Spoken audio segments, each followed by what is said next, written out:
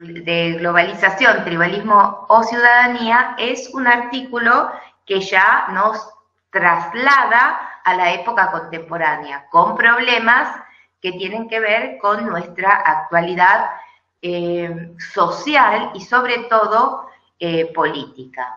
Para ello va a tomar algunos conceptos de Zygmunt Bauman, que es un pensador también contemporáneo, en donde va a mostrar cómo, o va a expresar que lo que se observa es una especie de retirada o de deserción de interés, dice este autor, del ámbito de lo público.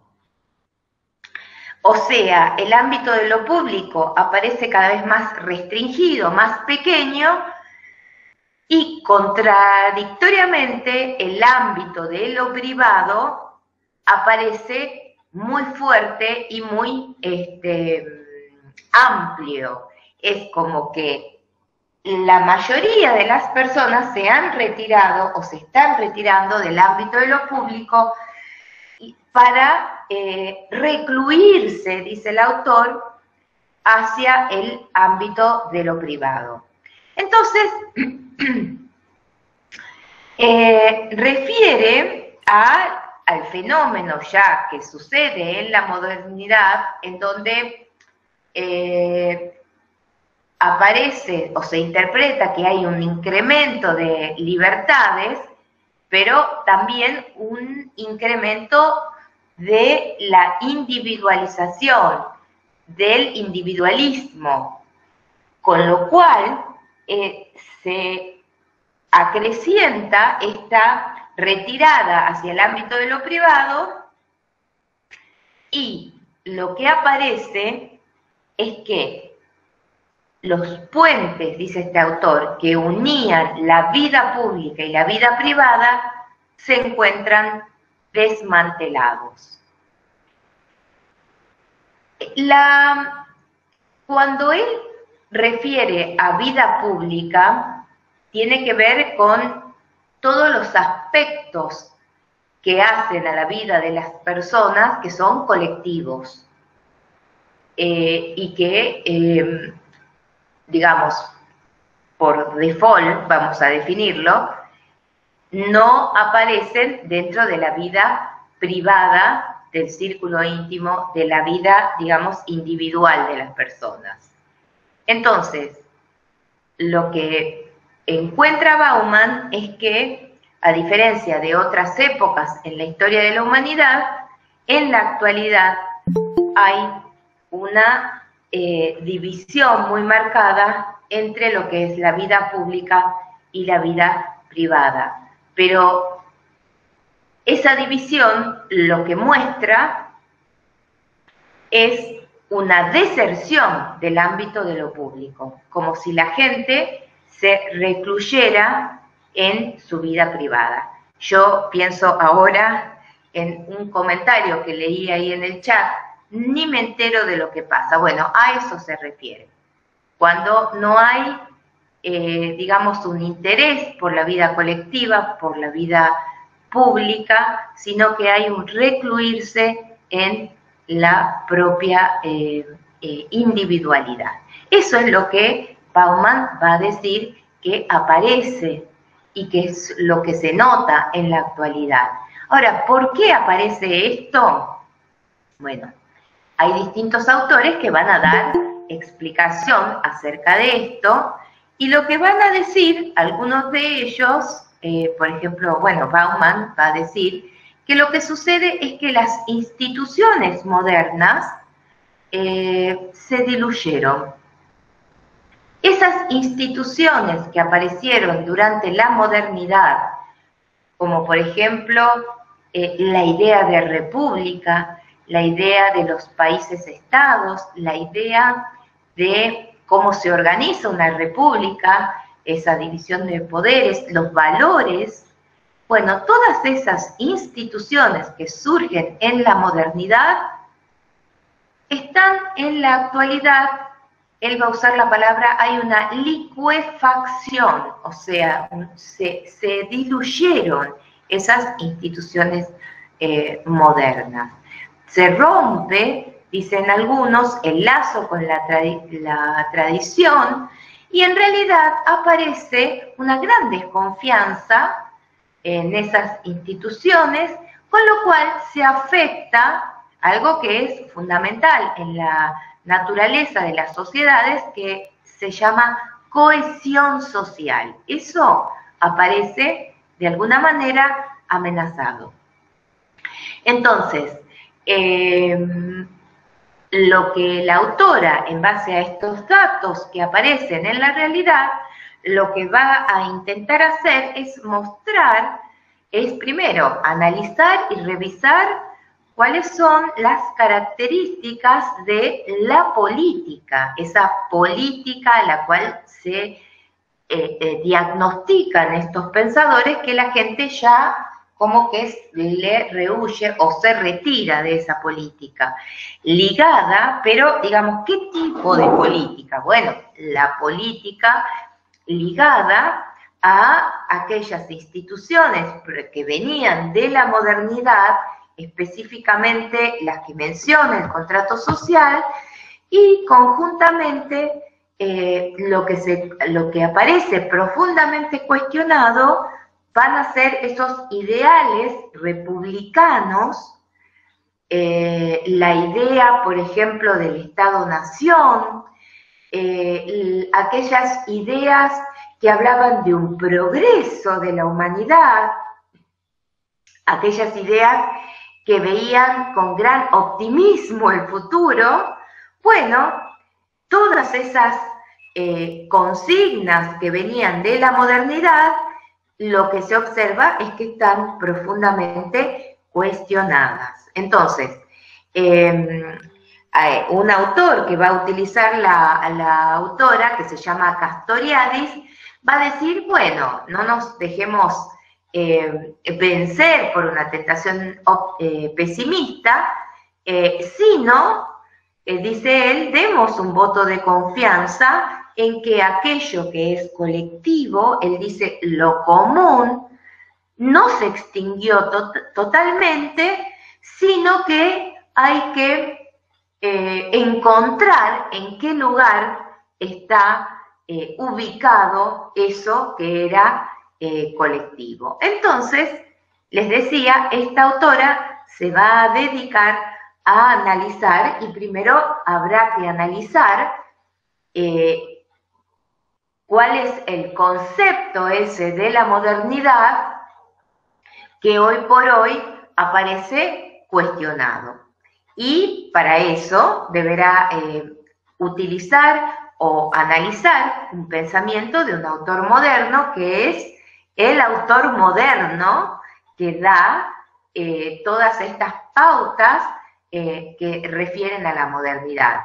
Ni más ni menos Kant, que es el paradigma de la modernidad y es el que va a, de alguna manera, darnos todas las, digamos, las coordenadas como para poder entender cuáles eran esas consignas o esos ideales que en la época de la modernidad aparecen, después van a aparecer cuestionados. Bueno, ¿alguna pregunta hasta acá? A ver, me voy a fijar. No. Sí, ahí dice Facundo que el texto está dentro del libro Los Nuevos Rumbos de... Todos, gracias Facundo, mira. Todos los textos, la mayoría de los textos están en ese libro, que ustedes pueden consultar. Así que yo les sugiero que siempre, antes de preguntar, vean, búsquenlo, porque está colgado ahí en el campus. Bueno, entonces, les decía que lo que va a hacer la autora ahora, en primer lugar, va a ser analizar justamente a este autor, que va a mostrar cuáles son las propuestas que vienen desde la modernidad. Y para eso lo que va a hacer es tomar un concepto clave que Kant va a desarrollar mucho en su filosofía, que es el juego entre comunidad ética y comunidad política, en donde, en términos generales, vamos a ver que muchos conceptos aplicados al terreno de la moralidad son trasladados al terreno de la política. Y así, lo que va a hacer Kant es, va a mostrar, en primer lugar, cuáles son los hilos conductores que posibilitan un entendimiento del vínculo entre el hombre y la sociedad y posibilitan la comprensión, digamos, de la naturaleza de ese vínculo, de cómo se comporta ese vínculo y eso nos puede ayudar a entender, a interpretar los problemas, los obstáculos y las metas de esta sociedad. Y en primer lugar, lo que Kant va a detectar es un principio compuesto por un antagonismo, o sea, por dos puntos que se encuentran en colisión. Va a decir que hay un factor presente en el hombre al cual va a denominar insociable sociabilidad, por el cual se va a quedar claro que lo que necesitan las comunidades, las sociedades, es un orden legal coercitivo. Él va a decir lo siguiente. A escala de, digamos, nosotros tenemos, esto no lo va a decir Kant, sino que yo les pongo un ejemplo, hagamos un paréntesis. Tenemos especies que son altamente sociables y gregarias y que no conciben la vida individual al margen de la vida colectiva. Tomemos, por ejemplo, las abejas o cualquier otro tipo de insectos, las hormigas en especial, y nos vamos a dar cuenta que los sujetos, los individuos, no son los que están inmersos en esa sociedad. Al margen de esta forma, de este modo de sociedad, tenemos otras especies que son solitarias. Tomemos el ejemplo de un lobo estepario.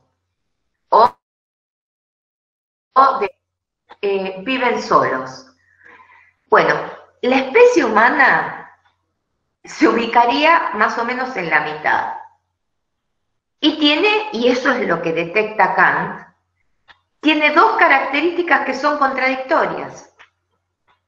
Necesita profundamente vivir en sociedad, o sea, es una especie sociable, pero por otro lado, repele esta sociedad y hace cosas, inclusive lleva adelante acciones en contra de esta vida en sociedad. Esa característica es lo que Kant denomina insociable sociabilidad. Dada esta característica, dice Kant, lo que aparece como primera consecuencia es que el orden legal, o sea, aquello que debe ayudar a poder poner un orden en una sociedad, debe tener un margen coercitivo. ¿A qué les hace acordar esto ahora que ya están duchos en la ética kantiana? A ver, ¿hay alguien escuchándome? Díganme que sí. A la noción de deber. A la noción de... Deber. Claro, claro. O sea, esa misma lógica, esa misma dinámica que se aplica en lo que respecta al hombre, que está atravesado por dos dimensiones diferentes, exactamente es lo que aparece acá en este estado. O sea, el hombre es sociable, pero también lleva adelante acciones en contra de esa socialidad. Entonces, como primera medida, y entendiendo esto, la consecuencia será que ese Estado tendrá que, de alguna manera, ejercer algún tipo de coerción sobre los individuos para que estos puedan, digamos, vivir en una sociedad sin amenazar la cohesión social. Anoten esta palabra, cohesión social, esta expresión, porque la vamos a volver a usar en un rato. Por otro lado, veamos, digamos, cuáles eran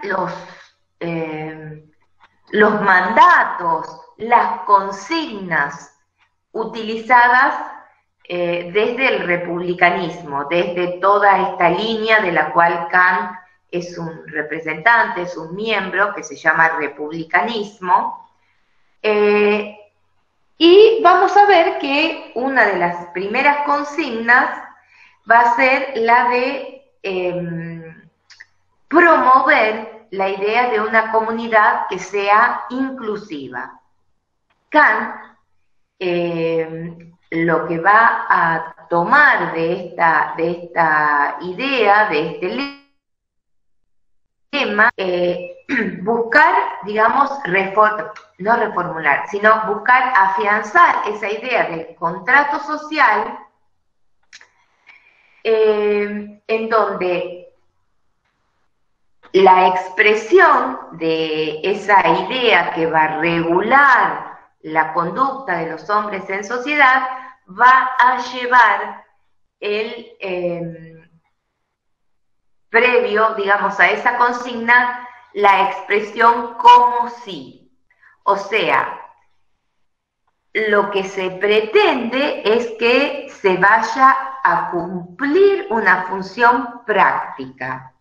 ¿Y cuál va a ser, digamos, esa función práctica que va a proponer Kant, que debe ser cumplida? Es la de preservar la dignidad del sujeto. Entonces, acordémonos cuáles eran las tres consignas que atravesaban la modernidad. A ver si alguien se acuerda cuáles eran los tres valores, las tres consignas que se mencionan en la modernidad. A ver.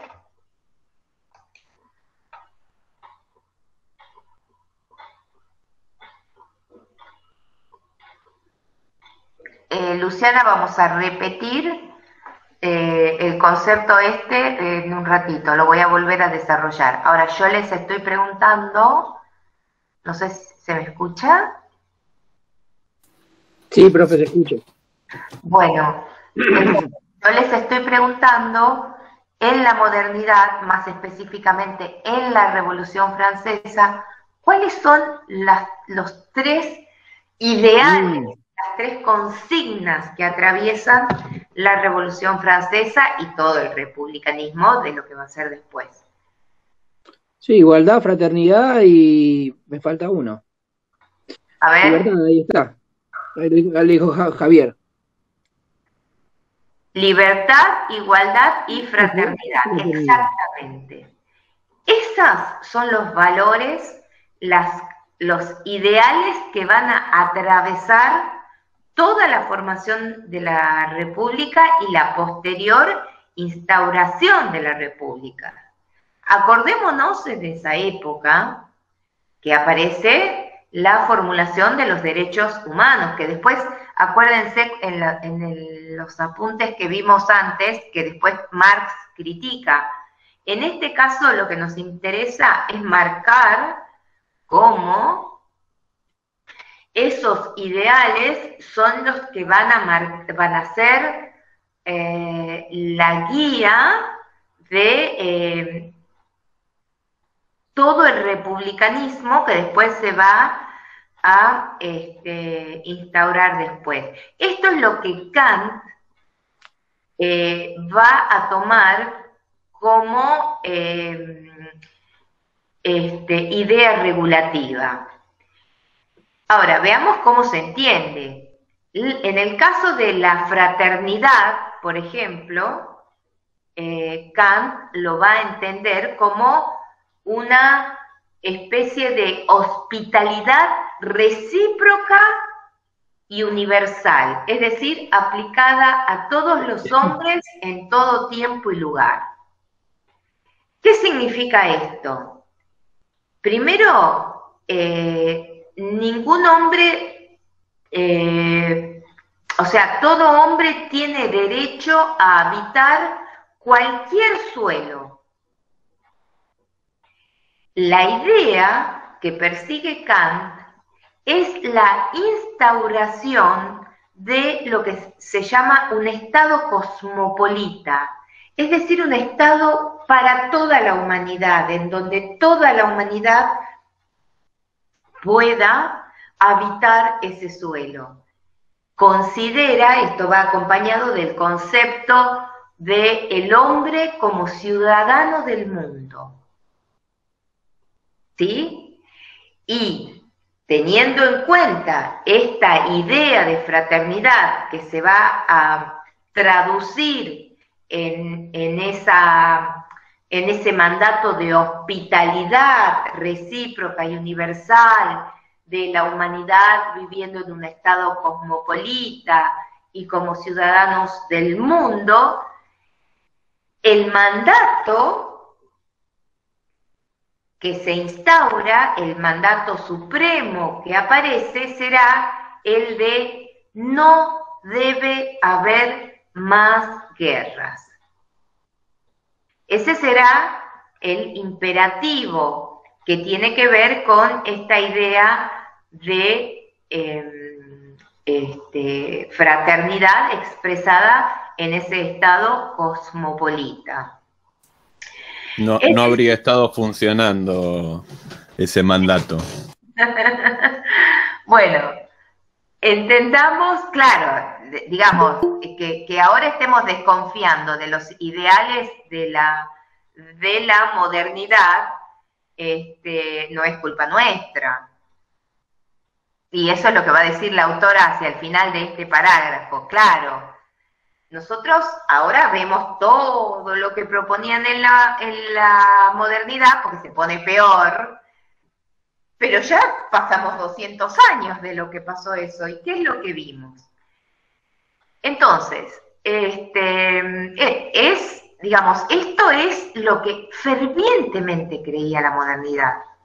Y Kant también lo creía, pero ese optimismo no venía del cielo, no era un optimismo ingenuo, venía primero de un hecho que era muy fuerte. Habían derrocado a la monarquía, estaban las monarquías en jaque, la ciencia venía progresando, pero en forma fantástica. Entonces, había un optimismo y había una visión, y esto es muy importante que lo tengan en cuenta, de una marcha de la humanidad, de una evolución de la humanidad.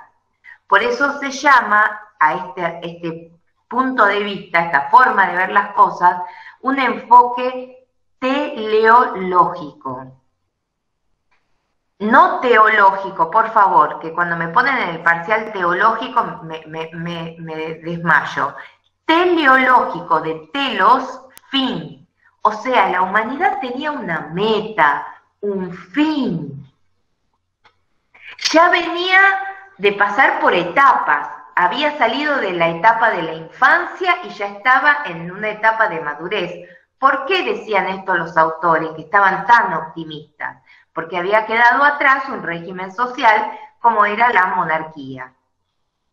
El problema es que, por ejemplo, después de esa Revolución Francesa, que es lo que van a marcar los maestros de la sospecha, lo que aparece es la figura del burgués. Entonces, para el pueblo oprimido, para la gente que tenía alguna expectativa de que yendo el monarca iba a poder estar en una mejor situación, en realidad había cambiado de patrón, porque era el burgués el que se estaba enriqueciendo y la gente seguía muy mal. Entonces, la cuestión es la siguiente. Los ideales republicanos al día de hoy siguen siendo debate y tema de discusión. No falta, cada vez que viene alguna elección, algún personaje que aluda a esos ideales republicanos. Es importante que ustedes sepan de qué están hablando. Cuando les dicen de contrato social, de la república, bueno, están aludiendo a todo este bagaje conceptual y moral que se forma en esa época. Y ya con eso ustedes ya están en posesión de entender a qué se refiere, que es uno de los objetivos también de este curso. Bueno, entonces les decía, esos ideales de la fraternidad se expresan a través de un mandato, a través de un imperativo. Después, perdón, este mandato, este imperativo, fíjense ustedes que, como les decía recién, no surge de la nada. ¿Cuál era el orden social previo a la república? No digo el orden político, porque si no, ya sabemos que es la monarquía, pero digamos, cómo se organizaban las sociedades previa a la etapa de la modernidad. Ustedes ya más o menos están en condiciones de saber esto porque leyeron Sánchez Vázquez. A ver, en la Edad Media, ¿cómo se organizaban? Aquellos que eran, ¿cómo se dice?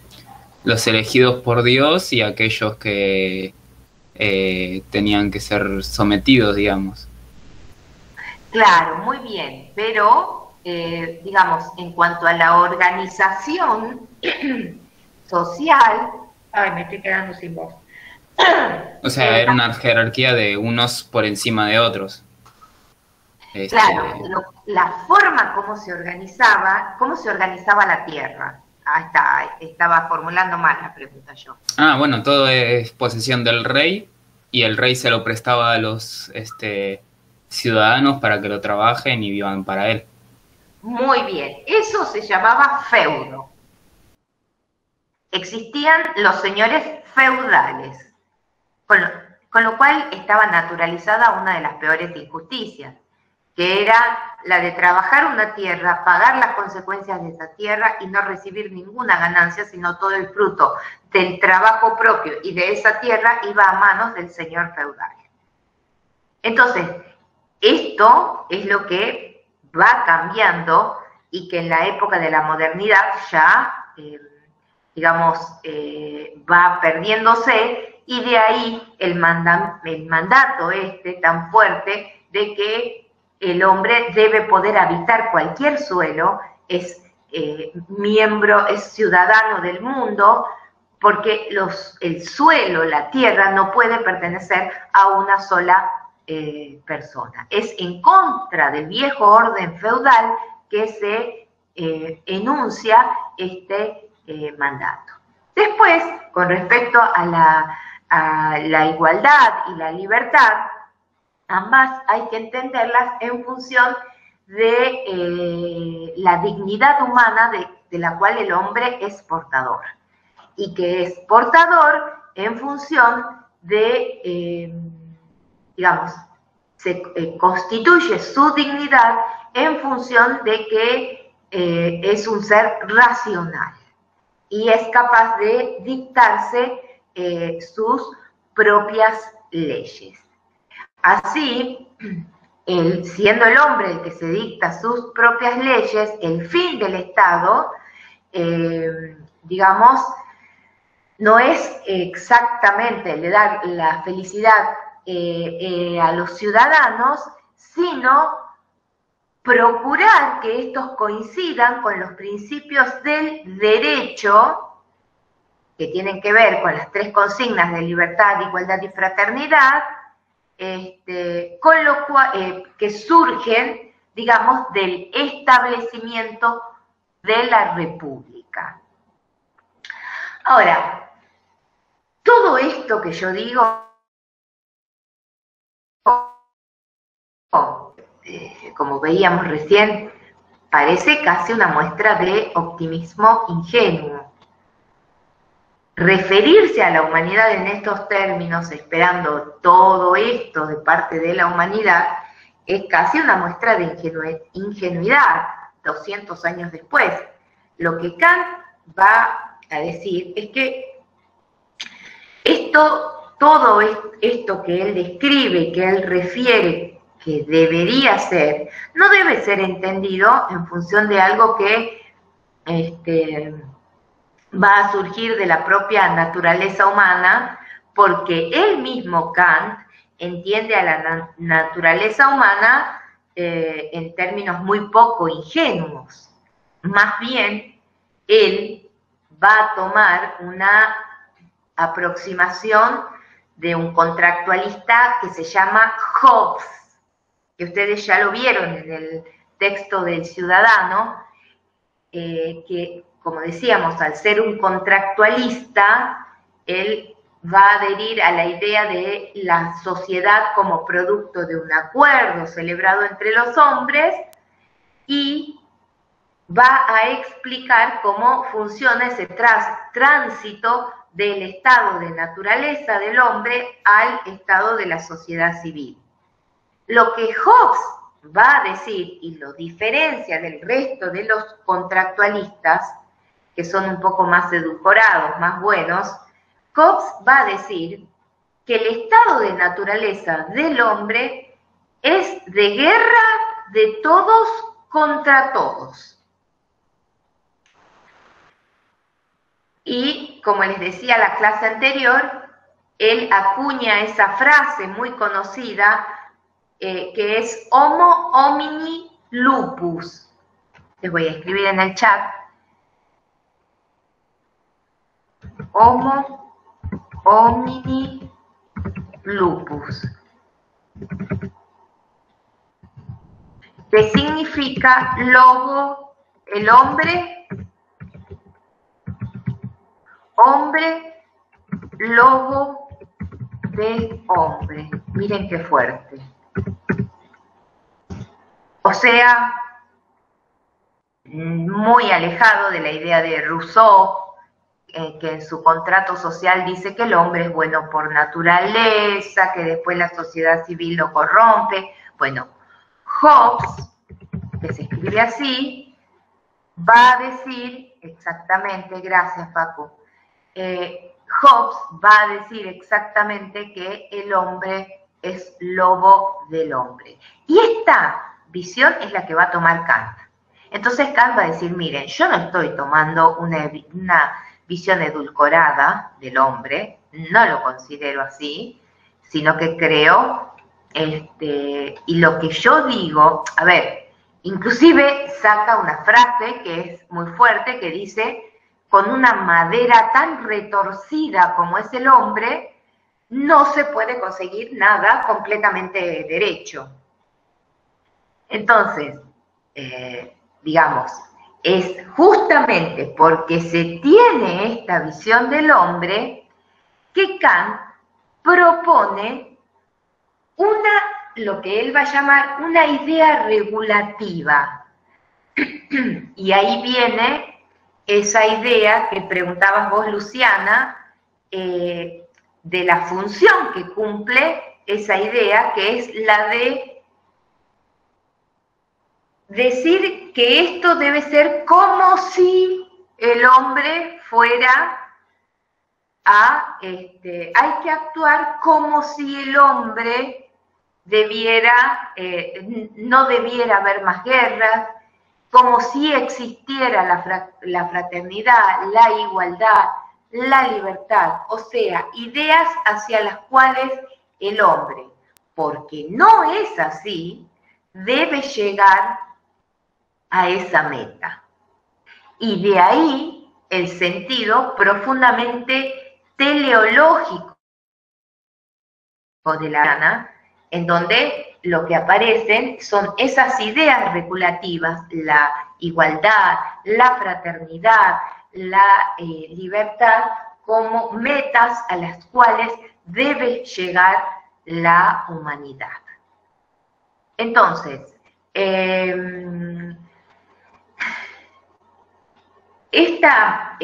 todo esto, estos conceptos, él los vuelca en una obra que se llama Idea de una historia universal en sentido cosmopolita. Es una obra que de alguna manera da un empujón a el proceso que después, con el cual iba a culminar la Revolución Francesa y la formulación de la Declaración de los Derechos del Hombre. Que a su vez, fíjense ustedes, estas declaraciones son las que después iban a servir de base para otras constituciones a lo largo de la historia, como por ejemplo en Estados Unidos, inclusive después traería Alberdi a Argentina muchas de estas propuestas. Entonces, Kant, digamos, lo que va a hacer es mostrar y proponer una visión teleológica de la historia. Es la marcha de la humanidad que tiene que ir hacia estas ideas regulativas, buscando consumar estos ideales. Y son, digamos, estos hilos conductores son los que van a guiar la marcha de la historia. Bueno, no sé si hay alguna duda sobre este punto y pasamos al punto siguiente. ¿Hay alguna duda? No, es bastante claro. Me surgen igual un montón de cosas, no dudas de reflexiones y cuestiones, que si bien la Revolución Francesa trajo todos estos conceptos y estas formulaciones, duraron muy poquito, digo, en 30 años lo tenés a Napoleón como emperador, y incluso antes también, digo, ya desde el hecho con el triunfo de la Revolución y cortarle la cabeza al señor rey, digo, echa por tierra ya desde un principio los propios conceptos que enarbolan. Nada, eso. Tal cual, es tal cual, muy bien, mejor síntesis. Bueno, la ciencia de Newton, que podía producir generalizaciones, la naturaleza, la historia, la marcha de la humanidad, también pueden producir, digamos, generalizaciones o principios universales similares a lo que...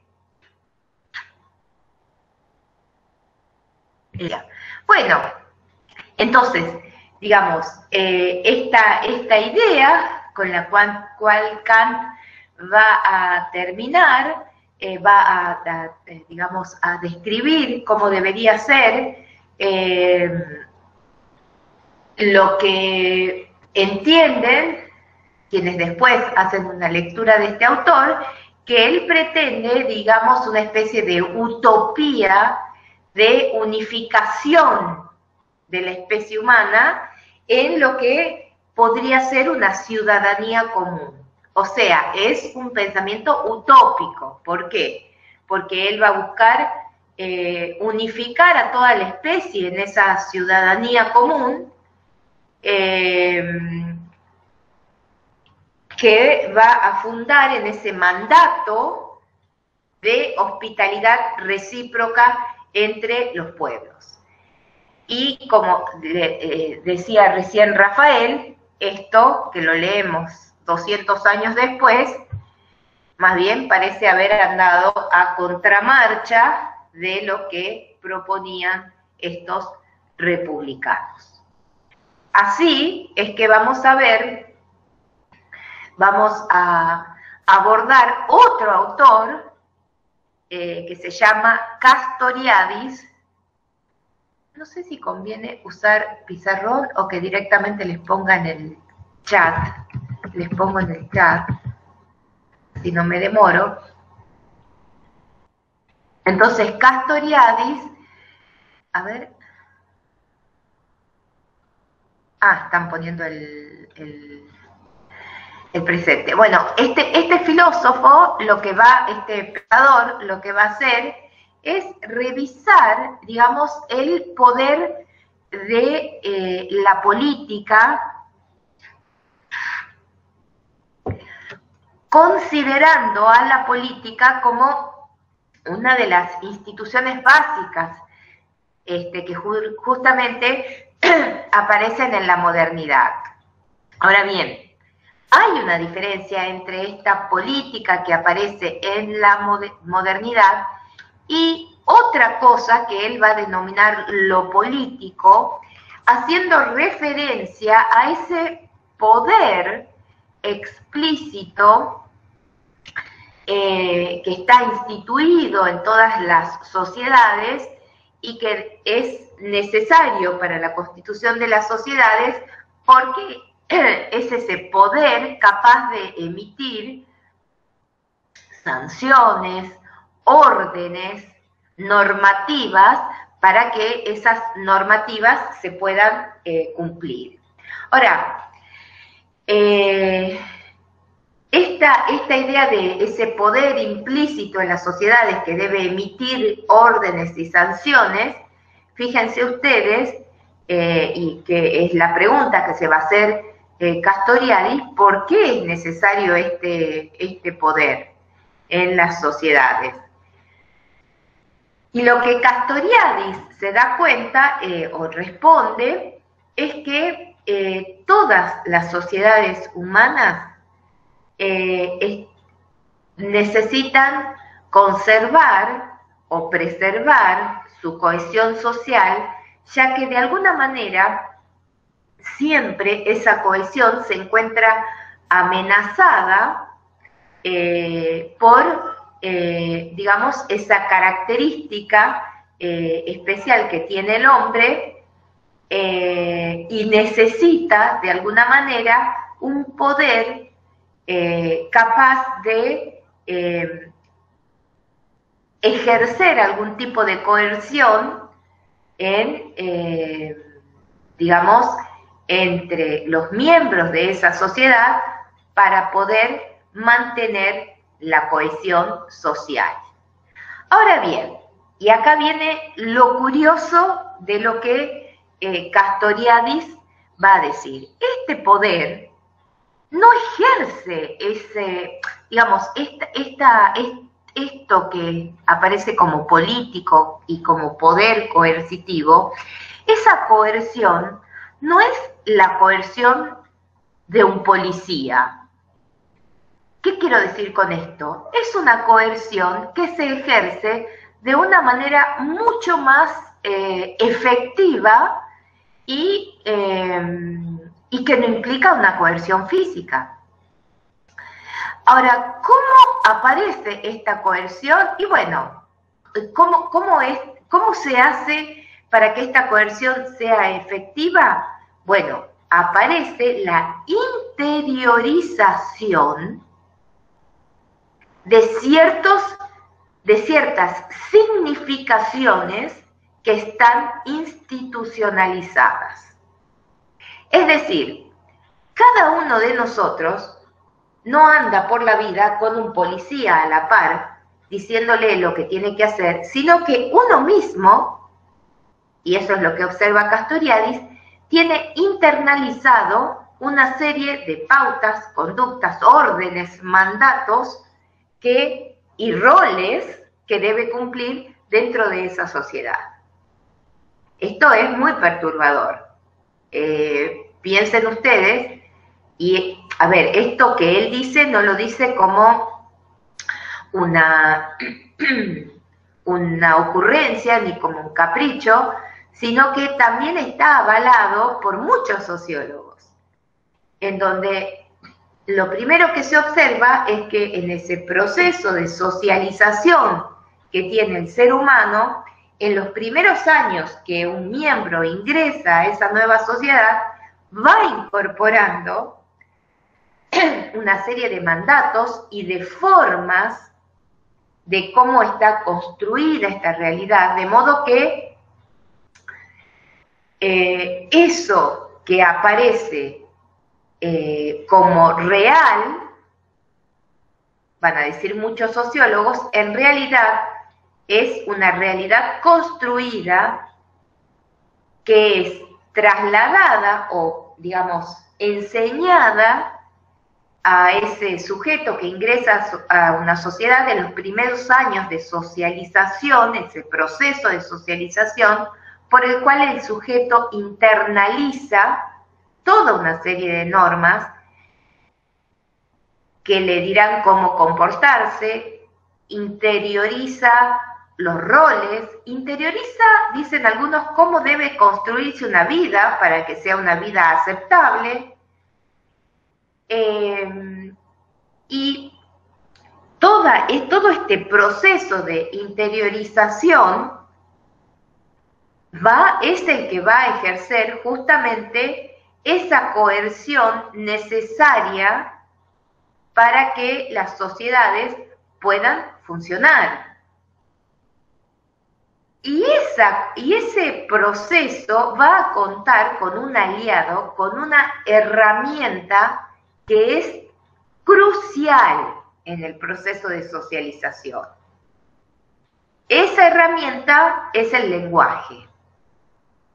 Por eso es que Castoriadis dirá, un lenguaje no es solo un lenguaje, sino que constituye todo un mundo, porque es a través del lenguaje que nosotros vamos interiorizando una realidad ya construida.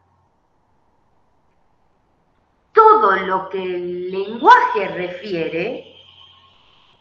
refiere a un mundo que está ahí afuera, y ese lenguaje nos dice cómo es ese mundo.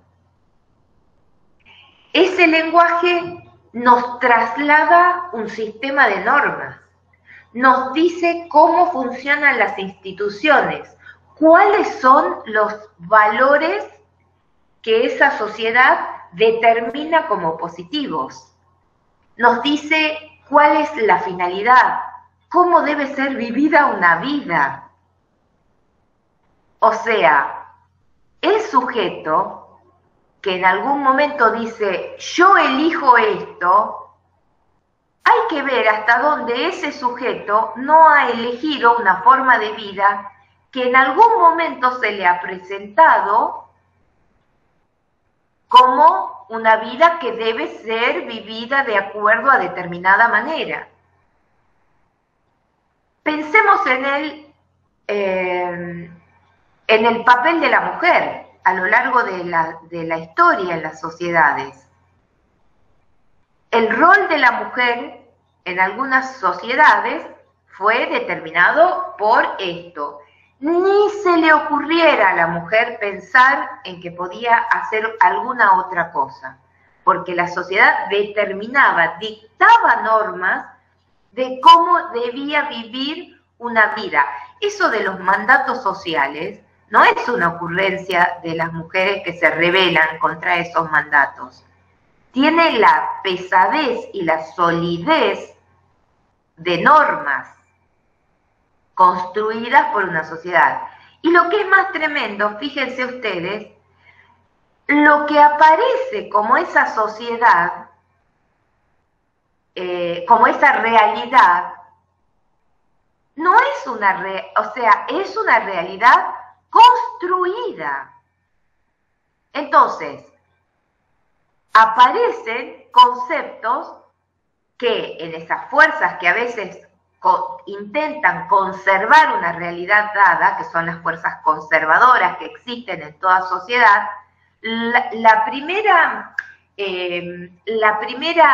el primer reclamo cuando algo se quiere cambiar, fíjense ustedes cuál va a ser. No, pero esto es lo natural. Bueno, queridos, en la especie humana lo natural ya casi no existe. En la especie humana el 90% de las cosas son construidas. Entonces, una forma de detectar cuando hay una fuerza conservadora que trata de persistir en la historia y en la sociedad es cuando esta fuerza utiliza el argumento, no, esto es lo natural. Conclusión, sospechen siempre cuando alguien les diga, esto es lo natural. Entonces, a ver, ¿se les ocurre algún ejemplo de algún cambio de pauta, norma, cosmovisión? El matrimonio igualitario y la iglesia. Perfecto. ¿Cuál fue el argumento para oponerse al matrimonio igualitario de la iglesia? No, esto es antinatural. Ese fue el principal argumento. Mucho antes, cuando se discutía sobre las regulaciones para la fertilización asistida, también. No, porque la concepción tiene que ser natural.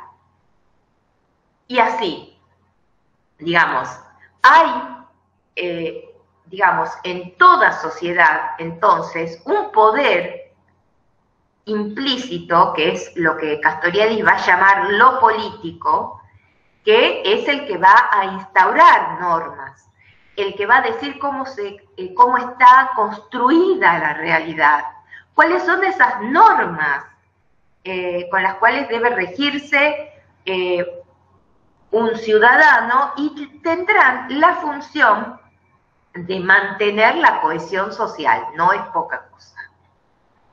Y ese poder, ¿cuál va a ser entonces, díganme ustedes, la herramienta fundamental de ese poder? A ver si me siguieron. El lenguaje, pues. Perfecto. Es el lenguaje una de las herramientas más importantes para ayudar en esta tarea de construcción de la realidad.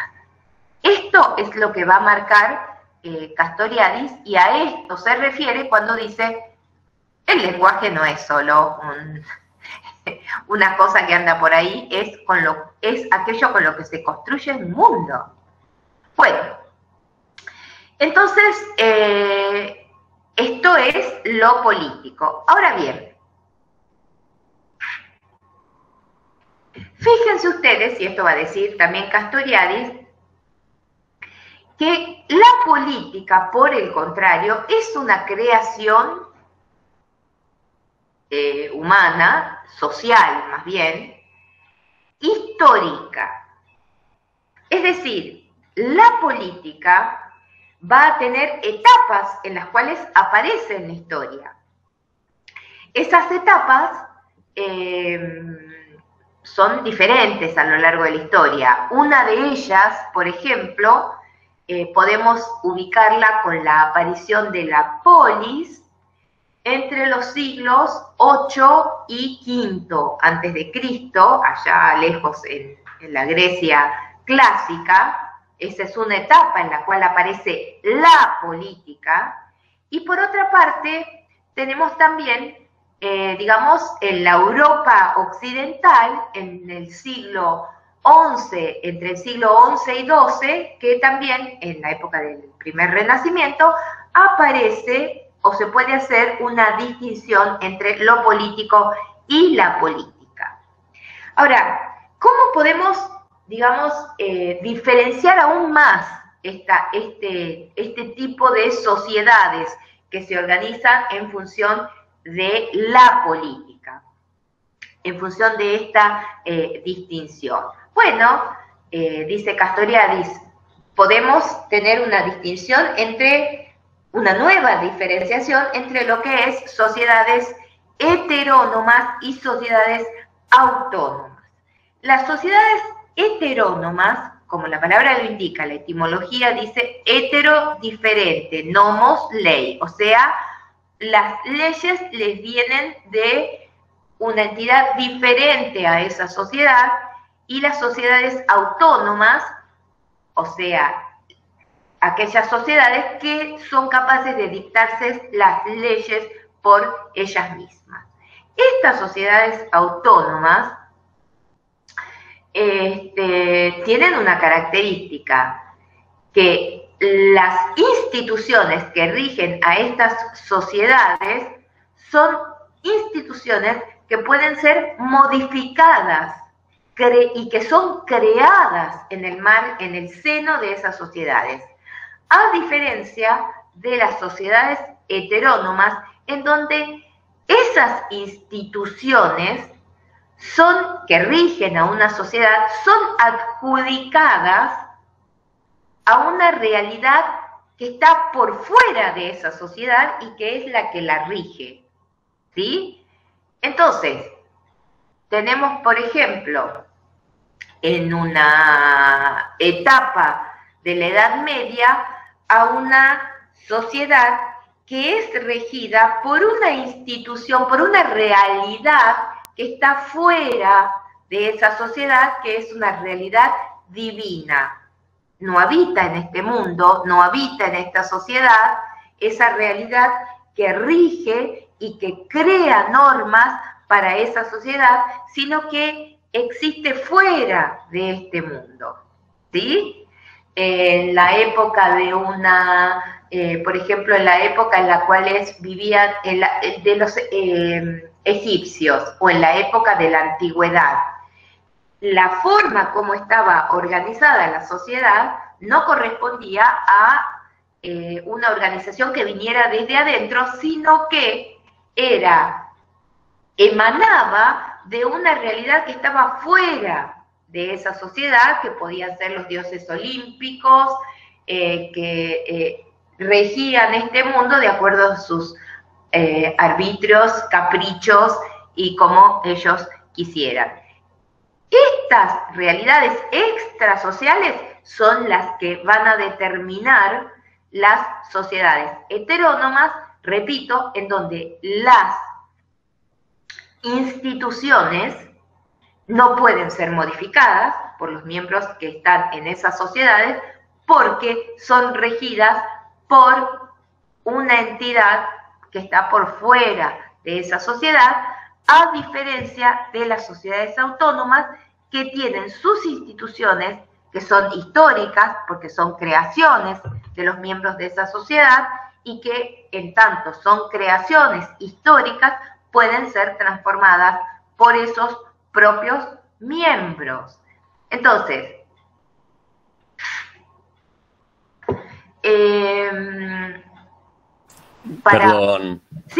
Perdón, Cecilia.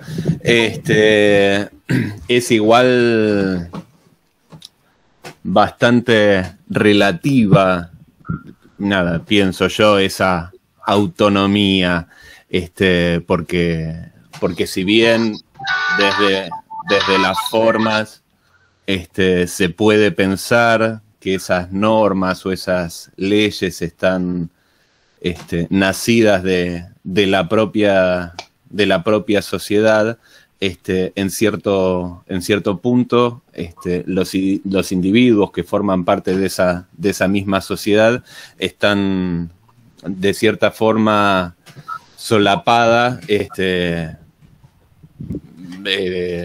atravesados por esos mandatos sociales que muchas veces no nacen de la propia sociedad, por lo menos no de localías, no sé, pienso en cuestiones por ahí muy puntuales.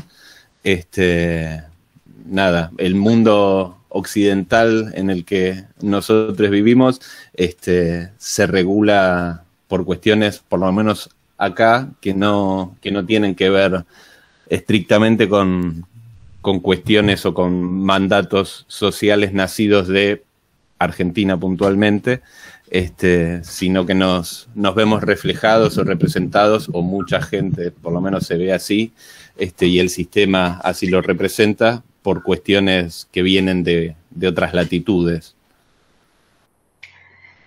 Bien, eso que vos decís lo vamos a ver en el punto siguiente. Está muy bien la observación que vos hacés, porque, digamos, hay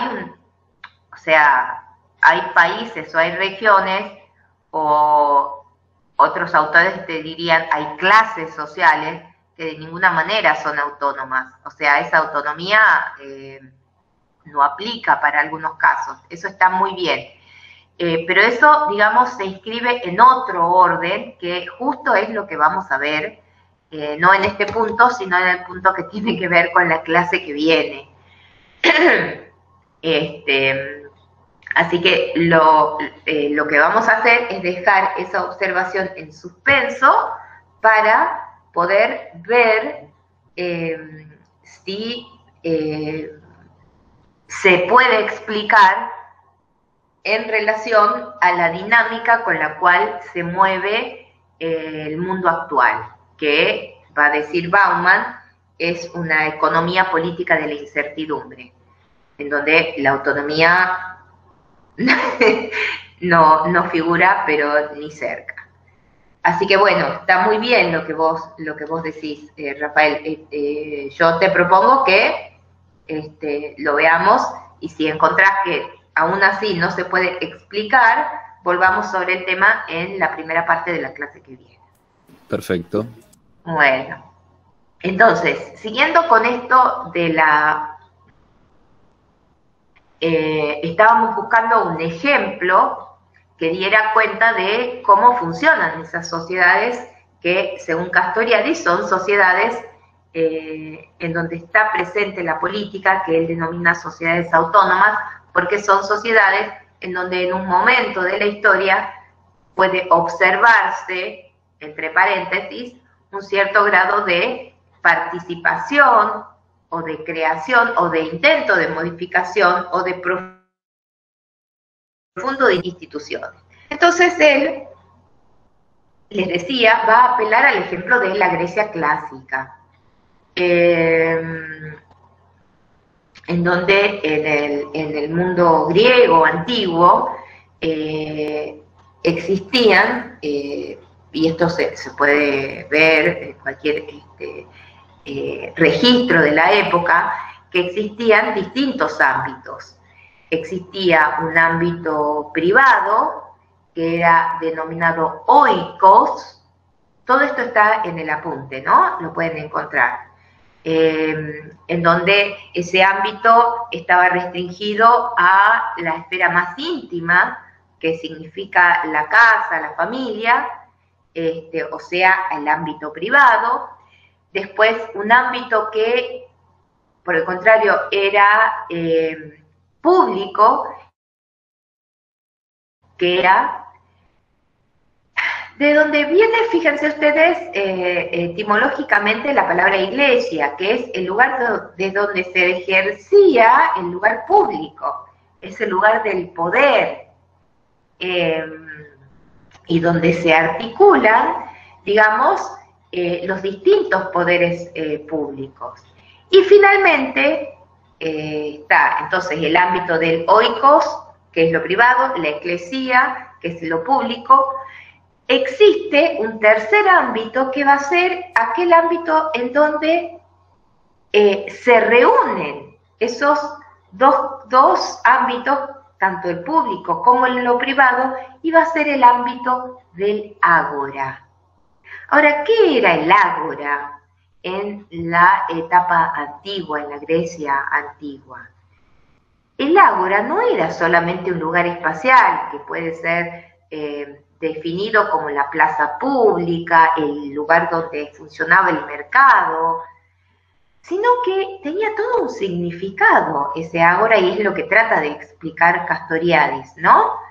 Porque era el lugar de reunión donde los individuos se encontraban, el lugar de fusión entre lo público y lo privado, y donde concretamente en algunos casos se intercambiaban bienes a través del mercado, y en otros casos ejercían el ámbito de la discusión.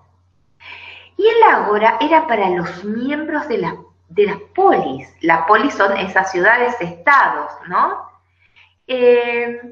Y donde el oikos y la eclesía se comunicaban entre sí. Y fluía, dice Castoriadis, estos elementos públicos y privados aunándose en la polis. Bauman, que es el que primero, en esa primera parte de la clase, va a decir que hay que tener muy en cuenta lo que está pasando con esa deserción del ámbito de lo público y esa reclusión a lo privado.